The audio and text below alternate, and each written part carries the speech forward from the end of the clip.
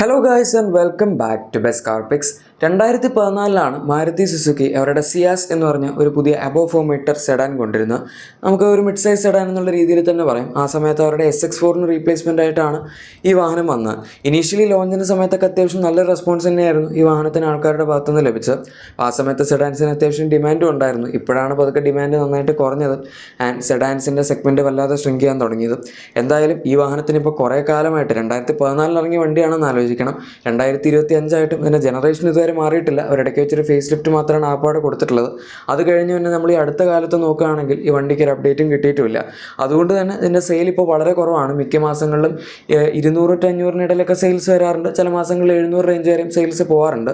പക്ഷേ എന്നാൽ ഈ ഒരു ഫാക്ടേഴ്സൊക്കെ തന്നെ കൺസിഡർ ചെയ്തുകൊണ്ട് മാരുതി സുസുക്കി ഏപ്രിൽ ആകുമ്പോഴേക്കും ഈ വാഹനത്തിൻ്റെ പ്രൊഡക്ഷൻ നിർത്തും എന്നാണ് പറയുന്നത്. പക്ഷേ സെയിൽ കുറവാണ് എന്ന് പറഞ്ഞാൽ നമുക്കിപ്പോൾ പൊതുവെ ഈ ഒരു സെഗ്മെൻറ്റിൽ വണ്ടികൾക്ക് മാക്സിമം സെയിൽ കിട്ടുന്നത് 2000 വരെയൊക്കെയാണ്. വെർട്ടസിനാണ് ഇപ്പോൾ മിക്കവാറും ഒക്കെ എല്ലാ മാസങ്ങളിലും ഈ സെഗ്മെൻറ്റിൽ ഏറ്റവും കൂടുതൽ സെയിൽ കിട്ടാറുള്ളത്. പക്ഷേ ഏറ്റവും കൂടുതൽ സെയിൽ എന്ന് പറഞ്ഞാൽ അത് തന്നെ 1600-1700 വണ്ടികളിലേക്ക് ആയിരിക്കും. അതിൻ്റെ തൊട്ട് താഴത്ത് സ്ലാബി ഉണ്ടാവും, ഏകദേശം 1500 റേഞ്ചിൽ. അതിൻ്റെ താഴത്തായിരിക്കും നമ്മൾ വെർണ ഉണ്ടാവുന്നത്. അത് മിക്കവാറൊക്കെ ഡിപ്പെൻഡ് ചെയ്യും. വെർണ പുതിയ ജനറേഷൻ ആദ്യം ഇറങ്ങിയ സമയത്ത് നമുക്ക് 3000-4000 വരെയൊക്കെ അതിന് സെയിൽ കിട്ടിക്കൊണ്ടിരുന്നതാണ്. പക്ഷേ ഇപ്പോൾ കുറഞ്ഞു, 1000-1500 ആ റേഞ്ചിലേക്കൊക്കെ തന്നെ വന്നു. അതിൻ്റെയും താഴത്താണ് സിയാസ്, സിറ്റി രണ്ടും കൂടി ഇങ്ങനെ അങ്ങോട്ടും ഇങ്ങോട്ടും മാറി കളിക്കാറ്. പൊതുവേ മിക്ക മാസങ്ങളും സിറ്റിയാണ് സിയാസിന് മുന്നിൽ നിൽക്കാറെങ്കിലും കഴിഞ്ഞ കുറച്ച് മാസങ്ങളായിട്ട് നമ്മൾ നോക്കുകയാണെങ്കിൽ ചില മാസങ്ങളിൽ സിയാസ് സിറ്റിയുടെ സെയിൽസിനെ അവർ ഓവർടേക്ക് ചെയ്യാറുണ്ട്. പക്ഷേ സിറ്റി നമുക്കറിയാം 2023 ഒരു ഫേസ് ലിഫ്റ്റ് വന്നതാണ്. 2020 നമുക്ക് പുതിയ 5th ജനറേഷൻ മോഡൽ കിട്ടുന്നത്. സിയാസിന് ഒരു അപ്ഡേറ്റ് പോലും ഇല്ലാതെ അത് സിറ്റിനെ ഓവർടേക്ക് ചെയ്യാന്ന് പറഞ്ഞാൽ സെയിൽസിൻ്റെ കാര്യത്തിൽ അതൊരു വലിയ ബെനിഫിറ്റ് തന്നെയാണ്. കഴിഞ്ഞ മാസം ഇപ്പോൾ എക്സാമിന് എടുക്കാനാണെങ്കിൽ 760 യൂണിറ്റ്സിനടുത്താണ് സിയാസിന് സെയിൽ ഉണ്ടായിരുന്നത്. പക്ഷേ 730 യൂണിറ്റ്സിനടുത്തായിരുന്നു സിറ്റിക്ക് സെയിൽ ഉണ്ടായിരുന്നത്. അതായത് ജസ്റ്റ് 30 വണ്ടികളുടെ വ്യത്യാസമുള്ളൂ. പക്ഷേ എന്നാൽ നമ്മൾ കൺസിഡർ ചെയ്യുന്ന സമയത്ത് സെയിൽസിൻ്റെ കാര്യത്തിൽ സിയാസ് സിറ്റി ഓവർടേക്ക് ചെയ്തു എന്ന് തന്നെ പറയേണ്ടി വരും. എനിവേ ഈ വാഹനത്തിൻ്റെ ഡിസ്കണ്ടിന്യൂഷനെ പറ്റി മാരുതി സുസുക്കി ഒഫീഷ്യലായിട്ടൊന്നും പറഞ്ഞിട്ടില്ല. ഇതിപ്പോൾ ഓട്ടോക്കാർ ഇന്ത്യയാണ് ആദ്യമായിട്ട് റിപ്പോർട്ട് ചെയ്തിരിക്കുന്നത്. അവരുടെ ഇൻറ്റേർണൽ റിപ്പോർട്ട്സ് വെച്ച് ഈ വണ്ടി ഡിസ്കണ്ടിന്യൂ ചെയ്യുന്ന കാര്യം പറയുന്നു എന്നാണ് അവർ പറയുന്നത്. ഈ വണ്ടി മെയിനായിട്ട് സെയിൽ കുറയാനുള്ള ഒരു റീസൺ ഡീസൽ എഞ്ചിൻ അവർ നിർത്തിയത് തന്നെയാണ്. 2020 വരെ ഈ വാഹനത്തിൽ ഡീസൽ എഞ്ചിൻ ഉണ്ടായിരുന്നു. 1.4 NA പെട്രോൾ വെച്ചാണ് ആദ്യം വന്നത്. അതിനുശേഷം പിന്നെ 1.5 നമ്മുടെ K15 സീരീസിലുള്ള എഞ്ചിനിലോട്ട് ഈ വണ്ടി മാറി. അത് കഴിഞ്ഞ് ആ സമയത്ത് നമുക്ക് ഡീസൽ ഉണ്ടായിരുന്നു. 2014 മുതൽ തന്നെ 1.3 DDIS ഡീസൽ എഞ്ചിൻ ഈ വാഹനത്തിൽ ഉണ്ടായിരുന്നു. 90 bhp ട്യൂണിലാണ് അവർ കൊടുത്തിരുന്നത്. ആ സമയത്ത് ആൾക്കാർ ഡീസൽ എടുത്തിരുന്നത് മാക്സിമം മൈലേജ് കിട്ടാനാണ്. അതപ്പം ഈ വണ്ടിക്ക് നല്ല രീതിയിൽ കിട്ടുന്നുണ്ടായിരുന്നു. പിന്നെ ആവശ്യത്തിന് പവർ ഉണ്ടായിരുന്നു. അതുകൊണ്ട് ആൾക്കാർക്ക് പ്രത്യേകിച്ച് കുറ്റം പറയാനൊന്നും ഇല്ലായിരുന്നു. ഈ വാഹനം ഇഷ്ടം പോലെ ഇനീഷ്യൽ സ്റ്റേജിൽ ഇറങ്ങി. ആ സമയത്ത് പിന്നെ കമ്പയർ ചെയ്യാനാണെങ്കിൽ അങ്ങനെ ഒരുപാട് വണ്ടികളില്ലായിരുന്നു. നമ്മുടെ 4th ജനറേഷൻ സെറ്റിയൊക്കെ ആ സമയത്ത് ഇറങ്ങിയിട്ടേ ഉള്ളൂ 2014. വേറെ വണ്ടികളുണ്ടായിരുന്നു, വെർണയൊക്കെയാണ്. ആൻഡ് റാപ്പിഡ് മെൻഡോക്കെ ആ സമയത്ത് ഉണ്ടായിരുന്നു. പക്ഷേ അതൊക്കെ എന്ന് പറഞ്ഞാൽ നമുക്കങ്ങനെ ഇത് വെച്ച് കമ്പയർ ചെയ്യുമ്പോൾ കുറച്ച് ഔട്ട്ഡേറ്റഡ് ആയിട്ടുള്ള പ്രൊഡക്ട്സ് പോലെ തോന്നുമായിരുന്നു. വെർണയുടെ പുതിയ ജനറേഷൻ വന്നപ്പോഴാണ് ആ വണ്ടിയും കുറച്ചൊക്കെ ഒന്ന് മോഡേൺ ആയത്. അതുവരെ ഈ വണ്ടിയൊക്കെ ആ സമയത്ത് നല്ല തിളങ്ങി നിന്നിരുന്നൊരു സമയമായിരുന്നു. അതുകൊണ്ട് തന്നെ ഇതിൻ്റെ സെയിൽ പീക്ക് ചെയ്തു. ആൻഡ് ഏറ്റവും കൂടുതൽ ആ സമയത്ത് ഉപയോഗിച്ചിരുന്ന 1.3 DDIS കൊണ്ട് കൊടുത്തപ്പോഴേക്കും കാര്യങ്ങളെല്ലാം സെറ്റായി. അത് പക്ഷേ 2019 റീപ്ലേസ് ചെയ്തുകൊണ്ടാണ് അവർ പുതിയ 1.5 ലിറ്റർ DDIS ഇറക്കിയത്. അത് DDIS 225 എന്ന് പറഞ്ഞ പേരിലാണ് അറിയപ്പെട്ടിരുന്നത്. അവർ തന്നെ ഇൻഹൗസ് ഡെവലപ്പ് ചെയ്ത ഡീസൽ എഞ്ചിൻ ആയിരുന്നു. 1.5 ലിറ്റർ ആണ്. ആൻഡ് 95 bhp പവറും 225 Nm ടോർക്കുമാണ് ജനറേറ്റ് ചെയ്തിരുന്നത്. സംഭവം പറഞ്ഞു വരുമ്പോൾ അത്യാവശ്യം നല്ലൊരു ഡീസൽ എഞ്ചിൻ ആയിരുന്നു. 4 സിലിണ്ടർ ആയിരുന്നു. അത്യാവശ്യം നല്ല മൈലേജ് ഒക്കെ ഉണ്ടായിരുന്നെങ്കിൽ പോലും BS6 വന്നപ്പോഴേക്കും അവർ ഈ ഒരു ഡീസൽ എഞ്ചിൻ നിർത്തി. കാരണം അതിൻ്റെ ഡിസൈനിലൊരു ഫ്ലോ ഉണ്ടായിരുന്നു. അവർക്ക് BS6 കൺവേർട്ട് ചെയ്യാൻ പറ്റില്ലായിരുന്നു. അതുകൊണ്ട് തന്നെ ഹൈ കോസ്റ്റ് പോകുന്നതുകൊണ്ടും എഞ്ചിൻ കംപ്ലീറ്റ് ആയിട്ട് റീഡിസൈൻ ചെയ്യേണ്ട ആവശ്യം വരുന്നതുകൊണ്ടും അവർ ഈ എഞ്ചിനെ നിർത്തി. പിന്നെ ഫിയറ്റിൻ്റെ 1.3 മൾട്ടിജെറ്റ് കൺവേർഷൻ ഭയങ്കര കോസ്റ്റാണ് പറഞ്ഞത് BS6. അതുകൊണ്ട് ആ എഞ്ചിൻ മിക്ക കമ്പനികളും നിർത്തി. മെയിനായിട്ട് അത് ഉപയോഗിച്ചുകൊണ്ടിരുന്ന മാരുതി സുസുക്കി തന്നെയാണ്. ഫിയറ്റ് പിന്നെ സ്വന്തമായിട്ട് ആ എഞ്ചിൻ കൊണ്ട് അങ്ങനെ ഒരുപാട് സെയിൽ അവർക്ക് ഉണ്ടാക്കാൻ പറ്റില്ലായിരുന്നു അവരുടെ വണ്ടികൾ വെച്ച്. കൂടുതലും ടാറ്റ അതുപോലെ മാരുതി സുസുക്കി തുടങ്ങിയ കമ്പനികൾക്കൊക്കെ വിറ്റാണ് അവർ ആ എഞ്ചിൻ കൊണ്ടുകൊണ്ടിരുന്നത്. പിന്നെ മാരുതിയും ടാറ്റയൊക്കെ ആ എഞ്ചിൻ എടുക്കുന്ന നിർത്തിയോടുകൂടി അത് അവർ കച്ചവടം പോയി. അതുകൊണ്ട് ആ എഞ്ചിനും നമുക്ക് ഇന്ത്യയിൽ നിന്ന് മൊത്തമായിട്ട് ഡിസ്കണ്ടിന്യൂ ചെയ്യേണ്ടി വന്നു. പിന്നെ സുസുക്കിയുടെ സ്വന്തം ഡീസൽ എഞ്ചിനും അവർക്ക് BS6 കൺവേർട്ട് ചെയ്യാൻ പറ്റാത്തതുകൊണ്ട് ഒരു കംപ്ലീറ്റ്ലി പെട്രോൾ ഓൺലി ആയി. ഈ വണ്ടിയിലും നമുക്ക് ജസ്റ്റ് 1.5 ലിറ്റർ NA പെട്രോൾ മാത്രമാണ് കിട്ടാൻ തുടങ്ങിയത്. അതോടെയാണ് ഈ വാഹനത്തിൻ്റെ സെയിലിൻ്റെ ഒരു പതനം സ്റ്റാർട്ട് ചെയ്തെന്ന് പറയാം. അതുവരെ 1000-2000 ഇടയിലൊക്കെ സെയിൽ സുഖമായിട്ട് കിട്ടിക്കൊണ്ടിരുന്ന വണ്ടിയായിരുന്നു. പക്ഷേ BS6 വന്നപ്പോൾ തൊട്ട് ഇതിൻ്റെ സെയിൽ 1000 അല്ലെങ്കിൽ അതിന് താഴത്തോട്ടൊക്കെ വീഴാൻ തുടങ്ങി. പിന്നെ സെയിൽ ഡിപ്പ് ചെയ്യുന്ന കോൺസ്റ്റൻ്റ് ആയിരുന്നു. മിക്ക മാസങ്ങളിലും 1000-ന് താഴെ തന്നെയാണ് അതിന് സെയിൽ കിട്ടിക്കൊണ്ടിരുന്നത്.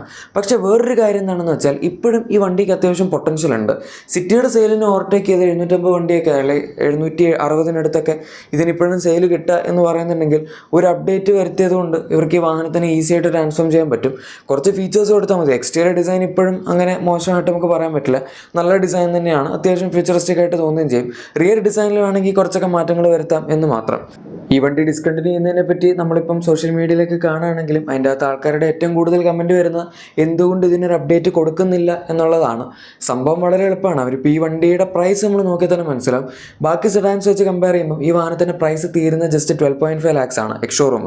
അതായത് ഓൺ റോഡ് എങ്ങനെയായാലും ഒരു 14-15 ലക്ഷം രൂപയ്ക്കുള്ളിലേക്ക് ഈ വണ്ടി നമുക്ക് കിട്ടും. ഇനി സ്റ്റാർട്ടിംഗ് പ്രൈസ് ആണെങ്കിൽ പോലും 9.41 lakhs ആണ്. അങ്ങനെയൊക്കെ നമ്മൾ എടുത്തു നോക്കുമ്പോൾ പൊതുവേ ഈ ഒരു സെഗ്മെൻറ്റ് വെച്ച് കമ്പയർ ചെയ്യുമ്പോൾ വളരെ കുറവാണ് ഈ വാഹനത്തിൻ്റെ ഇപ്പോഴത്തെ പ്രൈസ്. അതുകൊണ്ടാണ് ഈ വാഹനത്തിന് ഇപ്പോഴും 700 റേഞ്ചിലൊക്കെ സെയിൽ കിട്ടിക്കൊണ്ടിരിക്കുന്നത്. അതേസമയം ഇവരിതിനിപ്പോൾ ഒരു ഫേസ് ലിഫ്റ്റ് കൊടുക്കുകയാണെങ്കിൽ അതിന് R&Dക്ക് അത്യാവശ്യം പൈസ ഇൻവെസ്റ്റ് ചെയ്യേണ്ടി വരും. പൊതുവേ ഒരു കമ്പനിക്ക് ഒരു വണ്ടി അപ്ഡേറ്റ് ചെയ്യാന്ന് പറഞ്ഞാൽ ഏകദേശം 1000 കോടിയുടെ അടുത്ത് ചിലവ് വരേണ്ടതാണ്. അതെങ്ങനെ എന്തോരം അപ്ഡേറ്റ് ചെയ്യുന്നു എന്നുള്ളതൊക്കെ അനുസരിച്ചിരിക്കും. കൂടുതൽ അപ്ഡേഷൻസ് വരുത്തി ഒരു മേജർ ഫേസ് ലിഫ്റ്റ് ഒക്കെ ചെയ്യാനാണെങ്കിൽ അതിനും കൂടി 2000-3000 കോടി വരെയൊക്കെ ഇൻവെസ്റ്റ് ചെയ്യേണ്ടി വന്നേക്കാം. പക്ഷേ നോർമൽ കേസിൽ മാരുതി സുസുക്കിക്ക് വരാറുള്ളത് ചെറിയൊരു അപ്ഡേറ്റ് വരുത്താൻ, അതായത് ഈ സ്വിഫ്റ്റൊക്കെ പുതിയ ജനറേഷനിൽ ഫേസ് ലിഫ്റ്റ് ഉണ്ടല്ലോ, ഈ ഗ്രില്ലിൽ ക്രോം ആഡ് ചെയ്യുക, പുതിയ കുറച്ച് ഫീച്ചേഴ്സ് ആഡ് ചെയ്യുക, അങ്ങനെയൊക്കെ ചെയ്യാനാണെങ്കിൽ പോലും ഏകദേശം 500 കോടി ആ റേഞ്ചിൽ ചിലവ് വരും. നമ്മൾ ഈ പറയുന്ന പോലെ ജസ്റ്റ് ഒരു ക്രോം ആഡ് ചെയ്യുന്നതല്ല, അതിൻ്റെ അകത്ത് അവർ R&D അതുപോലെ ബാക്കി സാധനങ്ങൾക്കും പിന്നെ ടെസ്റ്റിങ്ങിനൊക്കെ ആയിട്ടും അത്യാവശ്യം ഇൻവെസ്റ്റ്മെൻറ്റ് വരുന്നുണ്ട്. ഇങ്ങനൊരു ഇൻവെസ്റ്റ്മെൻറ്റ് ഇപ്പോൾ വലിയ ഡിമാൻഡ് ഇല്ലാത്ത ഈ സെഡാൻ്റെ സെഗ്മെൻറ്റിൽ ചെയ്യണോ എന്ന് വിചാരിച്ചായിരിക്കാം അവരൊരു പക്ഷേ അത് ചെയ്യാത്തത്. അത് മാത്രമല്ല ഈ വണ്ടിയുടെ ഇപ്പോഴത്തെ പ്രൈസും കൂടും.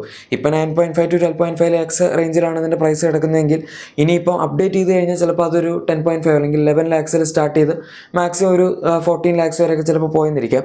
അങ്ങനെ വരുമ്പോൾ വീണ്ടും ആൾക്കാർ ഈ വാഹനം പ്രിഫർ ചെയ്യണ്ടാവും. കാരണം വേറെ ഇഷ്ടംപോലെ ഓപ്ഷൻസ് അവൈലബിൾ ആണ്, പുതിയ ഇഷ്ടംപോലെ ഫീച്ചേഴ്സുകൾ നമ്മുടെ വരണം അവൈലബിൾ ആണ്. അതുപോലെ തന്നെ വെർട്ടസ് ആണ് ഇപ്പോൾ ഏറ്റവും കൂടുതൽ വിൽക്കുന്നത്, സ്ലാവി ഉണ്ട്. ഇതൊക്കെ അത്യാവശ്യം നല്ല പൊട്ടൻഷ്യലുള്ള വാഹനങ്ങൾ തന്നെയാണ്. ഈ ഹ്യുണ്ടായും ഫോക്സ് വാഗനും സ്കോഡയൊക്കെ ഈ ഒരു പ്രൈസ് പോയിന്റിൽ ഓർ ഈ ഒരു സെഗ്മെന്റിൽ അധികം ഡിമാൻഡ് ഇല്ല എന്നറിഞ്ഞിട്ട് പോലും ഇൻവെസ്റ്റ് ചെയ്തു എന്നുള്ളതൊരു വലിയ കാര്യമാണ്. എന്നിട്ടും 1500-2000 റേഞ്ചിലൊക്കെ അവർക്ക് സെയിൽ കിട്ടുന്നുള്ളൂ. അത് വെച്ച് അവർ സസ്റ്റെയിൻ ചെയ്ത് പോകുന്നുണ്ട്. പക്ഷേ സുസുക്കി ചിലപ്പം ഇത്രയും വലിയൊരു കമ്പനി ആയതുകൊണ്ടും അവർക്ക് മാസ് മാർക്കറ്റ് പ്രൊഡക്ഷനിൽ മാക്സിമം സെയിൽ ഉണ്ടാക്കാൻ പറ്റിയാൽ മാത്രമേ പ്രോഫിറ്റ് അത്രയും കിട്ടുള്ളൂ എന്നുള്ളതുകൊണ്ടൊക്കെ ആയിരിക്കാം അവർ ആ ഒരു അപ്രോച്ചിന് പോകാത്തത്. പിന്നെ ഇത്രയും കമ്പനികൾ സെഡാൻസിലോട്ട് ഇൻവെസ്റ്റ് ചെയ്യുന്നുണ്ട് എന്ന് പറഞ്ഞാലും സെഡാൻസിൻ്റെ മാർക്കറ്റ് ഷെയർ അത്രയധികം അങ്ങോട്ട് കൂടുന്നൊന്നുമില്ല. നമുക്കെപ്പോഴും ഇന്ത്യയിൽ SUVസിന് തന്നെയാണ് 50% മുകളിൽ മാർക്കറ്റ് ഷെയർ ഉള്ളത്. സെഡാൻസിന് പണ്ട് 2017-18 ആ ഒരു സമയത്തൊക്കെയാണ് ഏറ്റവും കൂടുതൽ സെയിൽ കിട്ടിയിരുന്നത്. ആ സമയത്ത് സെഡാൻസിന് 20% മുകളിൽ മാർക്കറ്റ് ഷെയറും ഉണ്ടായിരുന്നു. പക്ഷേ അതിപ്പോൾ 2024 നോക്കാനാണെങ്കിൽ 10% താഴെയാണ് നിൽക്കുന്നത്. ഇനി സെഡാൻസ് വിൽക്കുന്നുണ്ടെങ്കിൽ തന്നെ 80% ടോട്ടൽ സെഡാൻസ് വിൽക്കുന്നത് ഇപ്പോൾ ഉള്ളത് നമ്മുടെ സബ്ഫോമീറ്റർ കോമ്പാക്ട് സെഡാൻസിനാണ് സെയിൽ. ഇതാണ് അവർ സിയാസ് അപ്ഡേറ്റ് ചെയ്യാത്ത മറ്റൊരു റീസൺ. എന്തായാലും നിങ്ങളുടെ എക്സിസ്റ്റിംഗ് വാഹനത്തിന് എന്തെങ്കിലും ചെറിയ ആക്സസറീസോ ക്ലീനിങ് പ്രൊഡക്ട്സോ ഒക്കെ വേണമെന്നുണ്ടെങ്കിൽ നമ്മുടെ ഡിസ്ക്രിപ്ഷൻ അല്ലെങ്കിൽ പിൻഡ് കമൻറ്റ് തീർച്ചയായും ചെക്കൗട്ട് ചെയ്യുക. അവിടെ നിങ്ങൾക്ക് എല്ലാം ലഭിക്കുന്നതായിരിക്കും. പിന്നെ വീഡിയോ ഇഷ്ടപ്പെട്ടെങ്കിൽ മറക്കാതെ തന്നെ ലൈക്കും സബ്സ്ക്രൈബും ഷെയറും കൂടെ ചെയ്തേക്കാം. നമുക്ക് മറ്റൊരു വീഡിയോയിൽ കാണാം. Thank you for watching my video and good bye.